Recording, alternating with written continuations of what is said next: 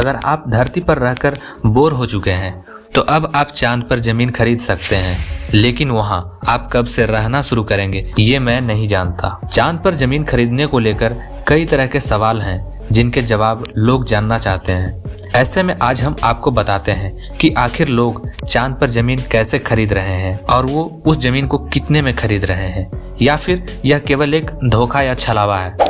आपने भी कभी अखबारों या इंटरनेट पर देखा होगा कि लोग चांद पर जमीन खरीदने का दावा करते हैं। वैसे उनकी तरफ से ये दावा सच है, क्योंकि इंटरनेट पर ऐसी कई वेबसाइटें हैं जो कि चांद पर जमीन खरीदने का ऑफर देती है, और जब आप पेमेंट कर देते हैं तो आपको चांद पर जमीन के कागज, सर्टिफिकेट, रजिस्ट्री वगैरह भी दी जाती है।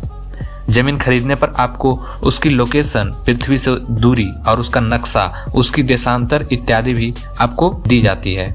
साथ ही आपको इसमें सैटेलाइट के जरिए ली गई फोटो भी दिखाई जाती है। आपको चांद पर जमीन खरीदने का पूरा अनुभव दिया जाता है और आप तो ये सोचेंगे कि मुबारक हो, मैंने चांद पर जमीन खरीद ली। तो आपको बता दें कि आपको इन वेबसाइटों पर डॉलर के हिसाब से भुगतान करना होता है। कई वेबसाइटों पर रेट देखने के बाद अंदाजा लगता है कि ये वेबसाइट करीब 30 से 40 डॉलर प्रति एकड़ के हिसाब से पेमेंट लेती है, जो कि भारतीय मुद्राओं में तकरीबन 2500 रुपए की आसपास की रकम है। अब जानते हैं कि नियम क्या कहता है।